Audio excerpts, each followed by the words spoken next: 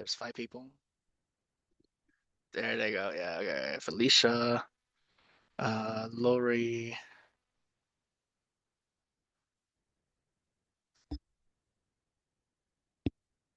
Hello, hello. Okay. Wait, can you hear me? Yes, I can hear you. Where's Rachel? She should be joining soon. All right, we're in the right place. Yeah, there's 10 people waiting now to join, which How makes more many? sense. 10 so far.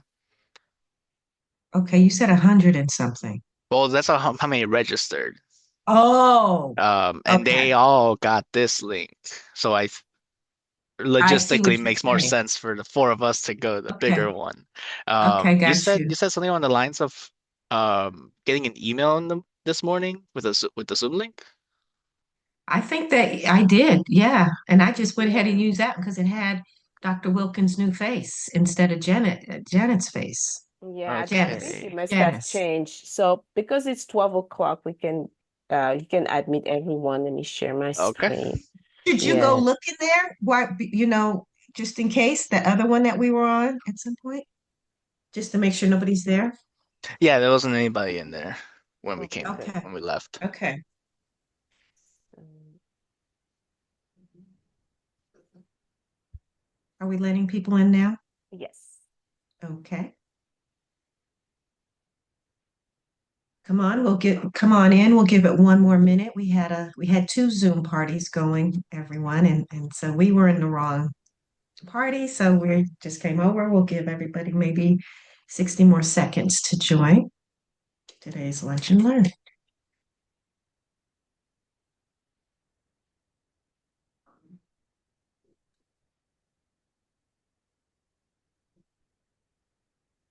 Mm.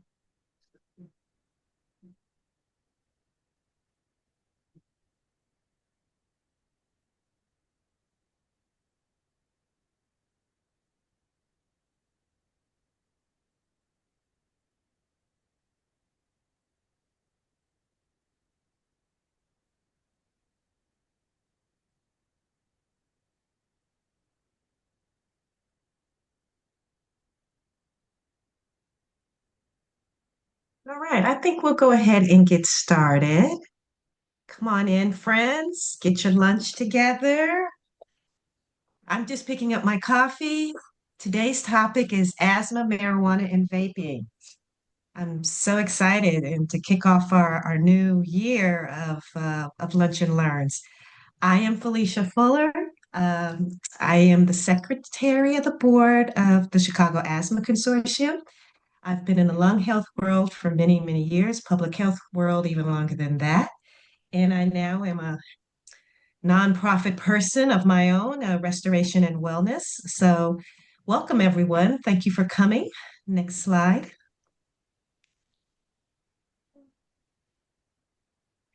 Today's agenda, we're going to do a quick and dirty overview and speaker information, and then we're going to introduce Dr. Wilkin, who will be talking to us, and we'll have a quick and dirty Q&A session right after. Okay, so very quick, but I think we're going to learn a lot of good stuff. So, as many of you already know, our mission is to seek and improve quality of life for those with asthma through advocacy, education, and collaboration. Our purpose is to bring together medical, public health people, professionals, business leaders, government agencies, community based organizations, and individuals dedicated to raising awareness about asthma and improving the quality of life of them, their caregivers, and their families. So help us make an impact. Come visit us at any time at chicagoasthma.org. Next slide, please. So, quick reminders. Please introduce yourself in the chat. Say what your wonderful name is and the organization that you're representing, or you just could be representing yourself. You also can put your questions to the presenter there. We will be pushing them out at the end of the quick presentation. And definitely, as a good public health professional, we always make out our evaluations, and I will bug you about that at the end. Okay. And that will be in the chat as well. So, how can you help? Well, definitely continue to be members. of the CAC. And within our membership, we have some amazing community and advisory groups and things like that. I sit on or chair the community advisory board. It's a group of us that get together and evaluate programs and interventions, not just in Chicago or Illinois, sometimes in other places of the country.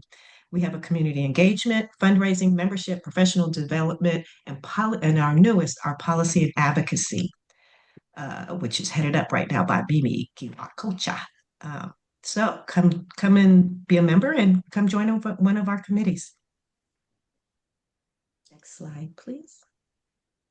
And no further ado, I will get right to our speaker. Dr. Wilkin is a clinical pharmacist in the outpatient adult lung health clinic. Oh, are they taking the boxes over to the Can big we building? have everyone mute a little bit? There, just put your mute on so that we can. Well, I mean, I didn't know if we had to buy know if they were moving them over. Gerardo, maybe you can mute everyone. Thank you. Okay.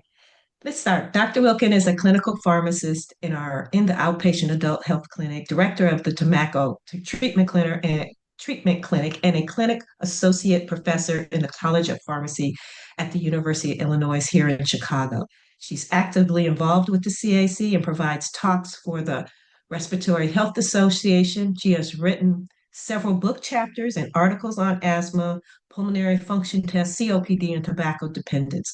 Dr. Wilkin is passionate about helping patients manage their lung health, like many of us are, and sharing her experiences with student pharmacists. Thank you, Dr. Wilkin, for coming in and pitching in. Our last speaker had some issues that she had to attend to, and we really wanted to move on. So thank you for pitch hitting and coming right in and giving us some vital information about this topic. Dr. Wilkin, it's all yours. Hi, everyone. Thank you so much for joining me today. I am going to work on sharing my screen. Let's see here. All right. So yes, keep that in mind. This is a topic that I put together at the last minute. So I appreciate any feedback or a discussion at the end with others joining in with their expertise and things that you've seen in practice. This is a topic that comes up in practice a lot and is becoming more and more common since the legalization of marijuana here in the state of Illinois. So the objectives I thought we would talk about today are to discuss cannabis and vaping use and the health consequences. So it's a very narrow topic. Describe the cannabis pharmacology briefly and the legal use and some research that might be coming down for us for asthma and lung health.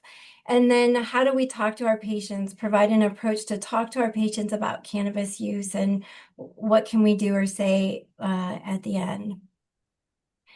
So as vaping becomes more common, and especially in our younger population, it's important for us as healthcare providers to think about how this might impact somebody with asthma. I saw different percentages right now in the United States, about 12 to 20% of adult US population use cannabis in some form. And there was a report or a survey that was conducted in, I think it was 2021, that looked at patients with allergy and asthma. And out of that 489 adults, 18% of that group were using cannabis. And of those, the 33% of them were vaping. And that was some time ago, about 5 years ago. And the group that they saw that were vaping were younger than 50, female, white, and 40% said that they were asked by a physician about cannabis use. So 60% were not. And of those that were interviewed and reported in the survey, they reported more positive effects from using cannabis versus the adverse effects of it. But of that survey population, though, those that were using cannabis, 21 had uncontrolled asthma per their asthma control test. So again, a really small group or population that was surveyed, and that's what I was seeing a lot in the literature with a lot of surveys. So for healthcare providers, it might be hard for us to I associate this cannabis, this drug, kind of like nicotine, and the whole journey that I've had for my career, um, talking to patients about tobacco use and using and the health consequences and why they continue to use. But something that you may or may not know is that cannabis is a plant family. So genus of flowering plants that belongs to the cannabinoid family, and it contains this plant family contains phytocannabinoids, which are 104 compounds that interact with our own endocannabinoid system. So as we learn about new drugs and how they affect the body, then scientists and researchers are then able to discover these receptors in our body and how our body responds to it. But we ourselves have these endogenous chemicals that are very similar to the drug. So this cannabis family and the plant has what you may be familiar with is THC, which is the psychoactive component of cannabis, and then cannabinol, which is the non-psychoactive component that a lot of people may use for health-related problems or concerns.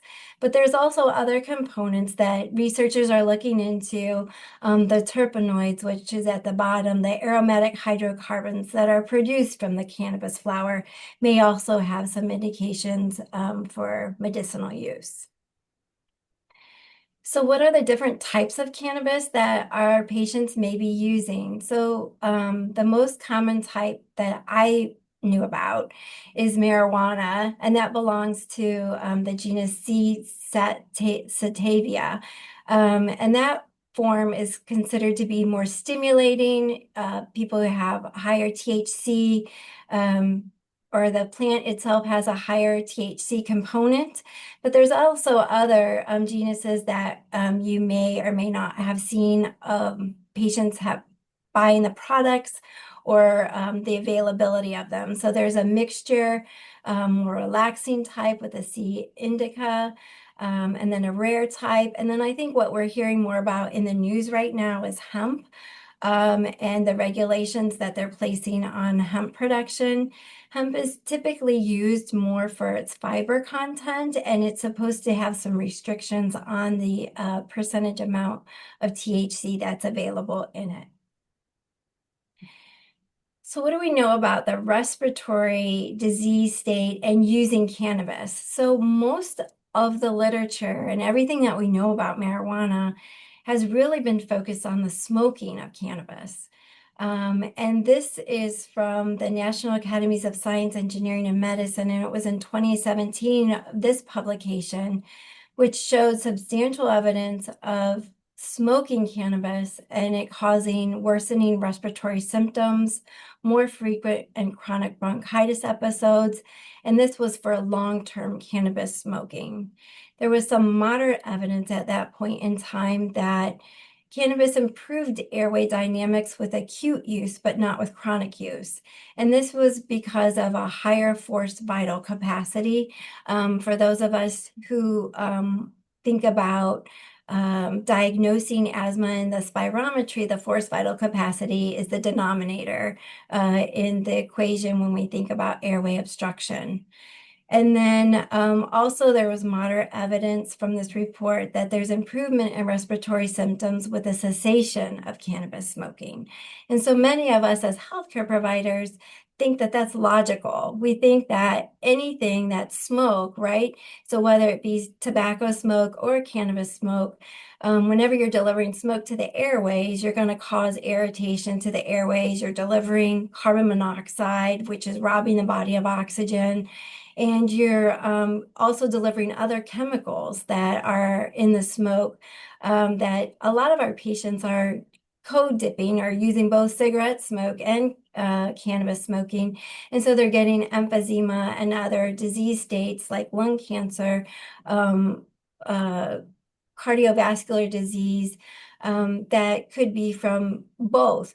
And so a lot of the literature had trouble teasing out too, whether people were just cannabis smokers or whether they were smoking cigarettes too. And at that time in 2017, there was no or insufficient evidence about smoking cannabis and then asthma development or asthma exacerbations.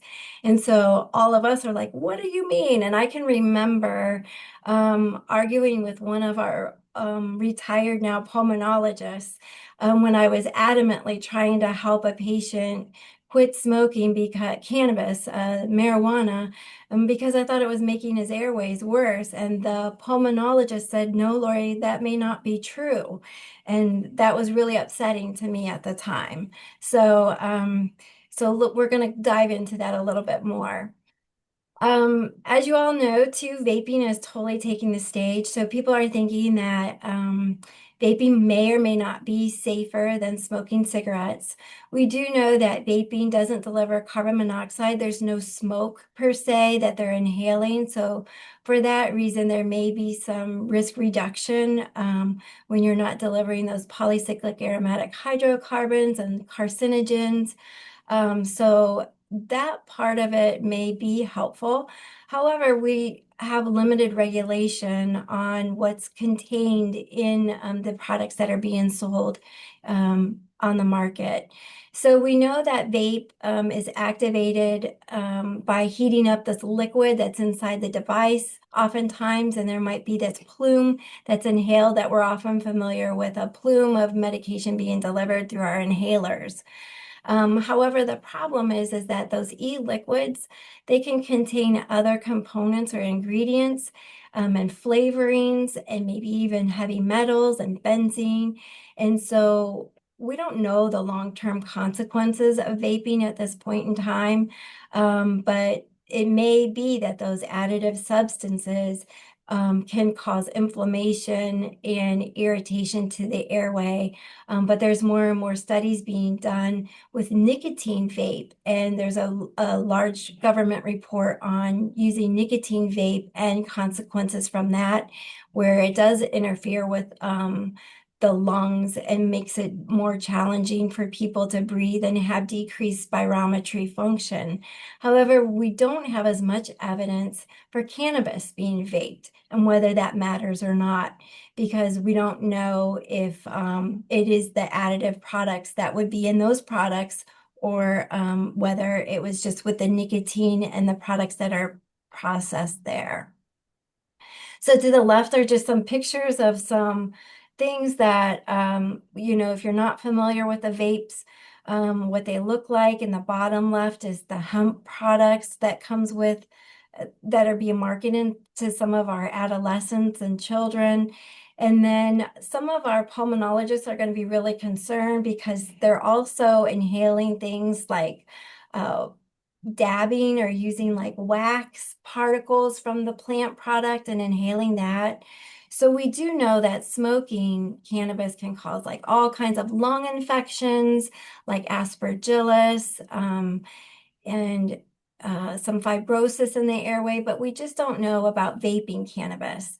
So I was looking in the literature to try to find some evidence of health consequences of vaping cannabis.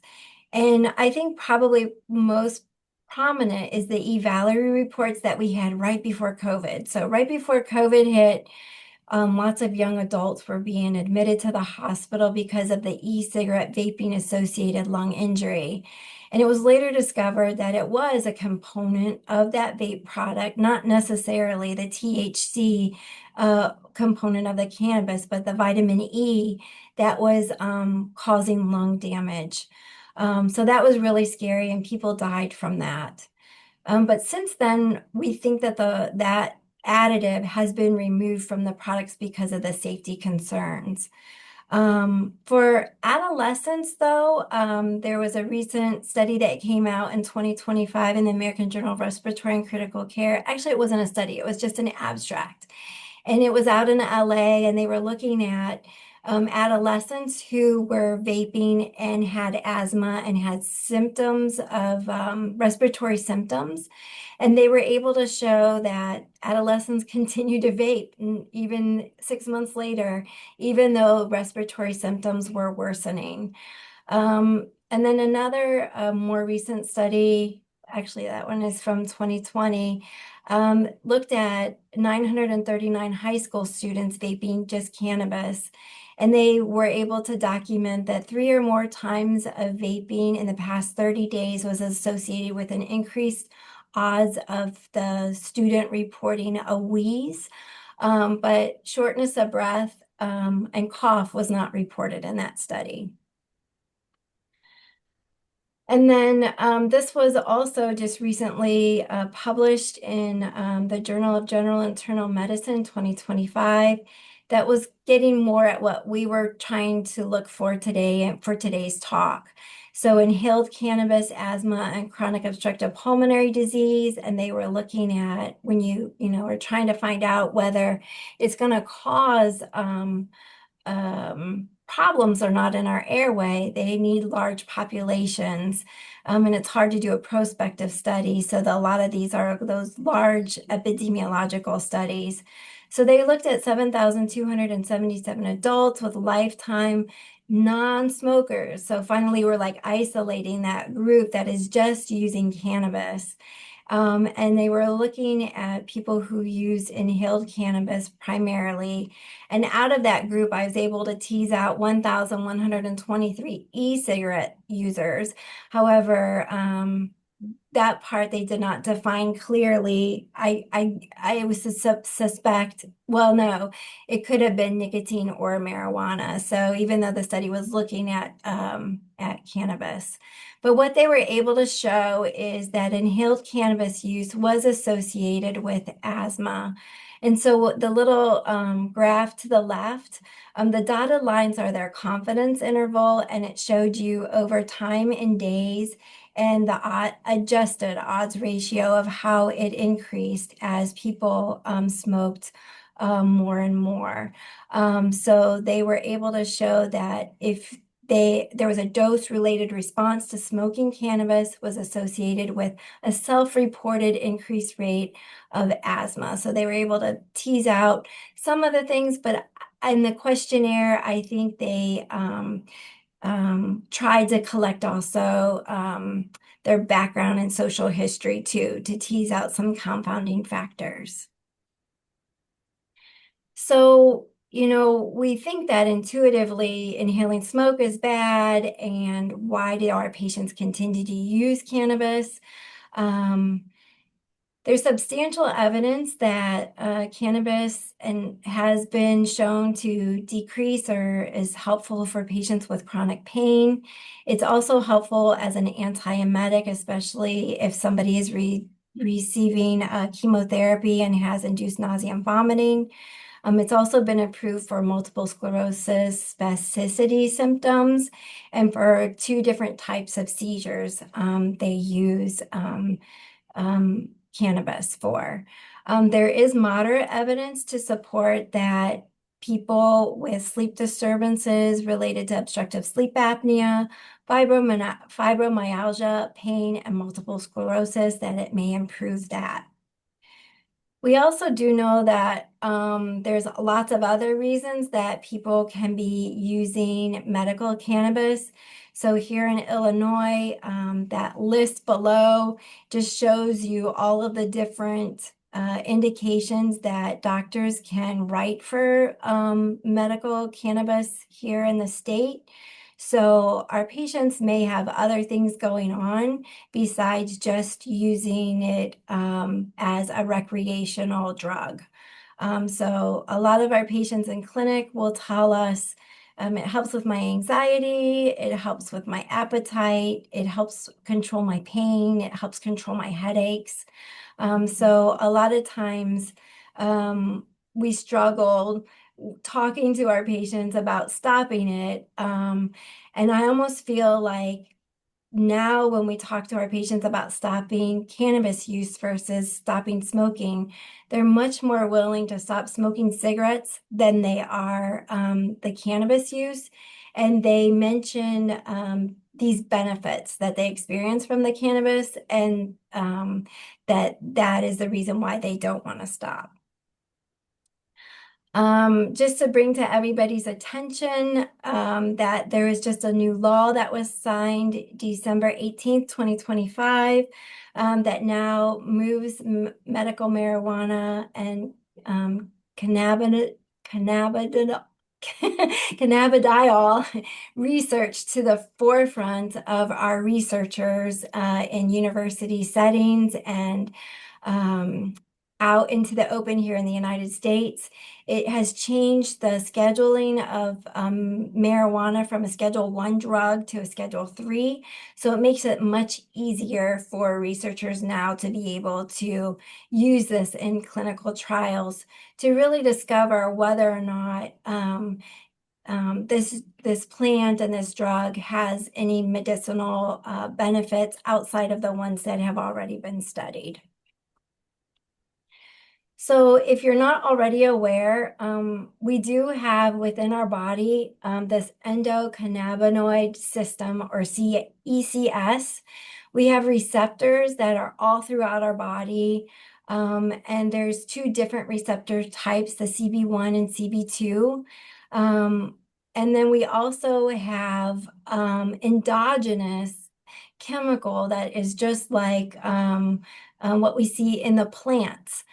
So this endogenous cannabinoid, I'm just going to say is the AEA, or the abbreviation for this chemical here, anandamide.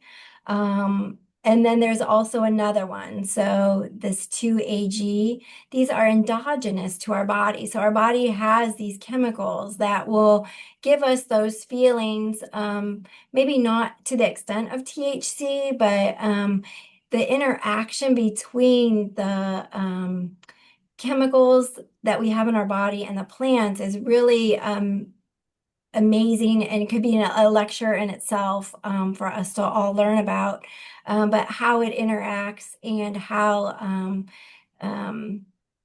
the medication or the plant itself is blocked by some of our endogenous cannabinoids, and how it doesn't actually bind to the CB1 and CB2, but enhances the AEA that we have in our body.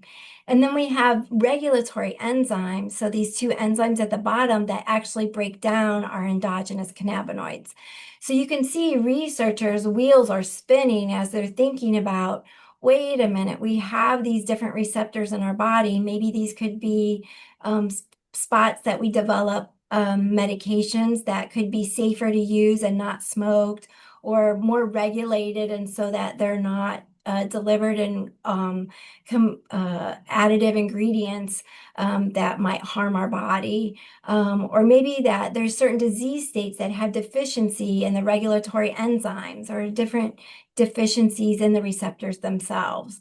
So this is a really interesting area, and with that law now being passed, I think you're going to see a lot more research and a lot more information coming out that's going to help us provide better education for our patients. And then I'm talking way too long. And then I just want to wrap up too with this research study that was published in 2023, looking at those two receptor sites and how it might affect our lungs. So you can see different publications that have shown that hitting these cannabinoid receptors might decrease bronchial response to chemical irritants, increase bronchospasms under normal conditions, or no change. So there's controversy there. But you may have also heard from our patients that short use of hitting that CB2 receptor can cause bronchodilation. It also might block the effects of respiratory depression with things like morphine. So there's a lot of unknowns, but a lot of exciting areas that we might be seeing more drugs coming out that actually hit those receptors in our body. And I just wanted to show you this find that I found online. So who knows, maybe one of our next inhalers might be looking at a THC inhaler where it's very metered. So the dosing is metered and we know what's in it. I'm just, yeah, being facetious here. And then I just wanted to show you that I have tried to do this in clinic. I worked with a student a couple years ago and we made a poster. We wanted to start a quit smoking marijuana clinic, but we didn't have much uptake in interest from our patients who wanted to quit. But one of the devices that we did use was the carbon monoxide meter. So we were able to show carbon monoxide use. However, that wouldn't be effective for our patients who are vaping because, again, they're not inhaling that carbon monoxide. And we tried to look at respiratory function by using a handheld meter to determine whether or not it improved or not. And we didn't have enough patients to really tell whether or not quitting smoking marijuana improved their lung function. A lot of the doctors are recommending oral instead of inhaled for our asthma patients. One note that I just want to bring to your attention, and I learned this actually from a patient too, is that when you use the oral form of the cannabis, you're going to have an increase in a metabolite. So the cannabis goes through first pass metabolism in the liver and converts to a metabolite. This metabolite can stick around for 2 to 3 days, and it actually has very high psychostimulant effects. So it actually can be unpredictable and more psychoactive than somebody inhaling it. So our patients might not like the oral form when we recommend that. So just be careful with that recommendation. So how would you approach a patient then when you're talking to them? I think as we saw from the one study, we need to ask our patients if they're using and maybe listening to why they're using. So what is it that you like about using marijuana and what is it that you don't like? We can advise on what we know currently about the health consequences of smoking marijuana. We can also extrapolate some data from the vaping of nicotine and provide some knowledge on that regard. We can assess their readiness. And I think as healthcare providers, hearing that message that we think that it's not healthy for them and that it can cause other health consequences too is really important. If they need assistance, many of our health organizations have information on the websites to help assist with good information to help them with quitting. But I think each time that you see the patient and talking to them about it is a way to also show that you care. And this model has been extrapolated from helping people with quitting smoking. And with that, I will leave it up for discussion because, yeah, I know it was rough, so I apologize for that. I really didn't have time to practice, but No, that but wasn't I rough. am open to whatever anybody has questions about, or if somebody wants to bring up information too. No, Dr. Wilkin, that was not rough. Just like you have limited evidence that you can show us, none of us know much about this at all. So that wasn't rough, and thank you for giving us that. If anybody has any questions, please go ahead and put that in the chat. The I had a few questions, but I think you answered them as you were going. The one where you said if you are taking, I'm going to use gummies because that's the word that people are using, and for us that are on the community level have to use that terminology because that's what people understand. And you said it can stay in your body for 2 to 3 days. Now, was that one with THC or just CBD? We really have to tease that part out because THC, I've not taken that one. Can I've seen people, and it's kind of crazy. It can be kind of I could see that staying in your system for that long. But the CBD, I would think it's a little bit lighter. And the other thing is, you talked a little bit about the what happens if you're smoking it. But I didn't see a lot of research on those who smoke it that have asthma. And I mean, intuition tells us, of course, if you're smoking something, that it will, increase the symptoms that you have with your asthma. But I guess we still just don't have a lot of research on that. N- Yeah, so your first question with the THC, you're right. So if it's just a CBD product, you're not going to have that metabolite THC sticking around.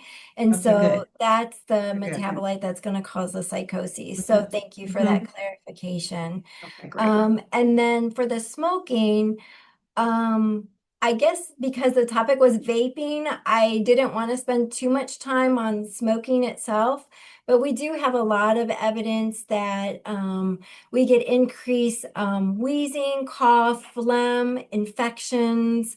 I Mhm. don't think we have evidence that smoking itself can cause Asthma crisis. yeah, but this study, I think, would be the closest that we have that there is a link between inhaling cannabis and then causing asthma. So in the past, we didn't have that evidence, When you say but causing asthma, you mean asthma symptoms if the person already's been diagnosed with asthma or no, so these patients in the study wow. that I have Okay. on the screen did not have asthma at all. Oh, And so wow. what these research Okay.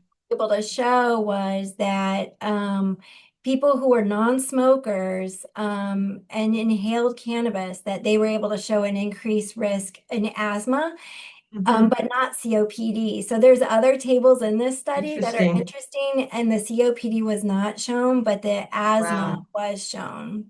Yeah. Really. But it was, yeah, so it was hard to tease out some of the information, but vaping, they kind of lumped it all in. And so I don't know if it was vaping and cannabis or just smoking cannabis. So yeah. Okay. Yeah. And I don't think we could stop the conversation without really, I think you touched on this, the mental health, positive mental health um, outcomes that people get from smoking weed, taking gummies, and things like that, especially, in the world we're living in today. I mean, the stressors, especially low resource and marginalized populations and things like that. Yeah, So I one thing I know. didn't include in this study or in the slide set was the THC component is the addictive component. It's the one that causes Mhm. the judgment issues, the car Okay. accidents, those kind of things. Yep. I Mhm. guess I kind of moved on that with the limited amount of time that we had. Right. The CBD, on the other hand, is the one that's has the efficacy for the pain and the sleep. Yeah, the antiemetic components. So if we, as community health educators, are somewhat saying, okay, you can't stop smoking, I would suggest CBD gummies CBD and on an oral form. in Yeah. the oral form. Okay. Okay. Okay. I think we need to Yeah. say I that. need context. Feel what? Okay, we need people again to Yeah, mute I would love yourself. experts to jump in. Yep. Mute yourself. And Mark, I think that's a great point. I wonder how well educated the employees at the CBD shops are. I have not been blessed enough to go inside one, because you can get CBD gummies over in mail today. So, but that to me, that's a great point. Uh, Dr. Will, can you have anything to say about that? I'm sorry, what was said? He said, I wonder how well educated employees at the CBD shops are I think as they're far as really what they're educated. doing. From what my patients tell me, they tell them all the different species and mixes, and yeah, they talk like a cannabis pharmacist. Yeah. Okay. That's almost scary, but Yeah. okay. That's um There's a question from Jennifer, and the question is, I heard that CBD needs THC to work. Is that correct? I've heard that CBD needs THC to work. Is that correct? That's a question from Jennifer. And Jennifer, if you're still online, feel free to unmute yourself to discuss the context. I'm here. Thank you. To work for what? To To work. get the benefits from the CBD.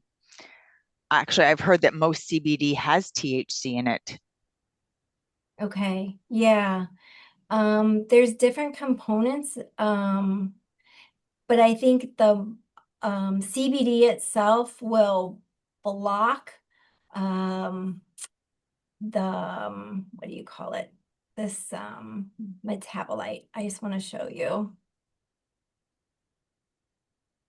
CBD will block this AEA from getting excreted or broken down in the body. And then that will then hit those receptors, CB1 and CB2, and will block THC from binding at those sites. So that's why you don't see as much psychological part to it. As far as knowing about the mixes, I'm not familiar with that, and I'm not even going to pretend that I know. CBD Thank would you. just relaxes you. Yeah, it just relaxes you. I've seen people, I've never done THC. THC, I've seen people on it, and depending on how much you take, it can have pretty serious effects. So, Yeah, THC will bind directly to these two receptors, the CB1 and CB2 receptors, and those receptors are in our brain, and that will cause the changes, like the addiction part of it, the relaxation, the cognition part of it. Yes.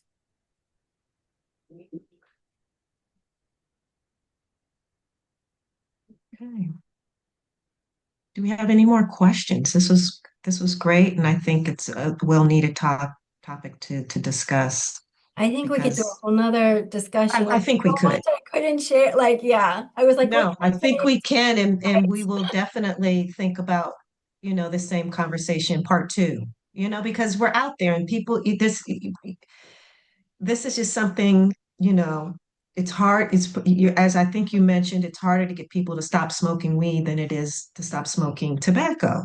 Mhm. And so these are things that we have to have in our back pocket as we find ourselves in community health education spaces. So I'm going to go ahead, Dr. Wilkin. Go ahead. No, I was just gonna say, I learned a lot from nicotine and tobacco dependence from my patients and talking to them. Mm-hmm, So mm-hmm. I think the more that we have the conversation and we ask our patients, what is it you like and what is it that you don't like? And talk about your asthma and your exacerbations and putting that all together. I think that is the conversation that we need to have with them and not being judgmental and not, Exactly. making them quit. Yeah. Exactly. And meeting the patient where they are, Yeah.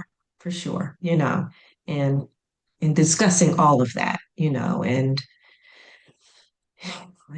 it's still, are you a caregiver? Are you around your children? Is Yes. there, There's all so of many those. reasons. Yeah. Right. Especially Yeah. so. So these are Yeah. all things that we have to, unpack with people again. And I can't stress that enough. People that are living, you know, that have just access and barriers to care and information and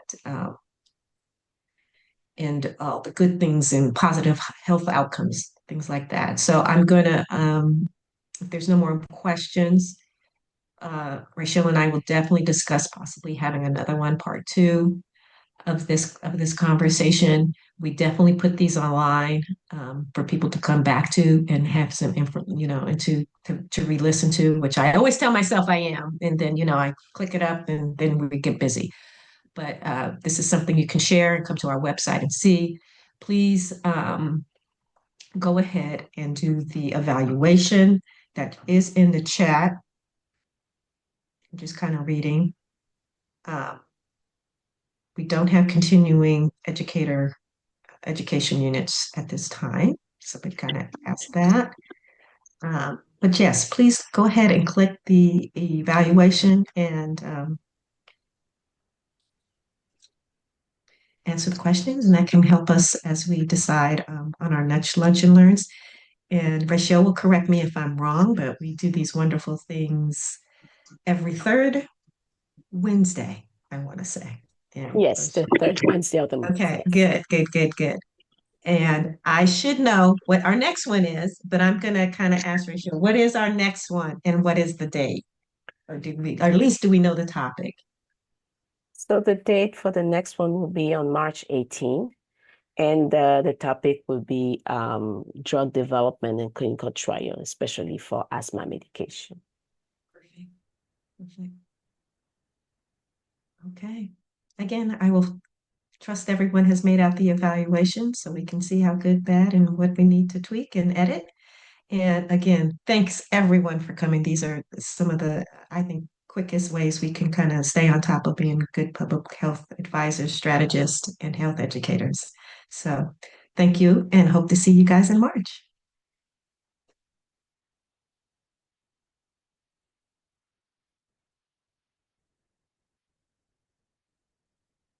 That's so sweet.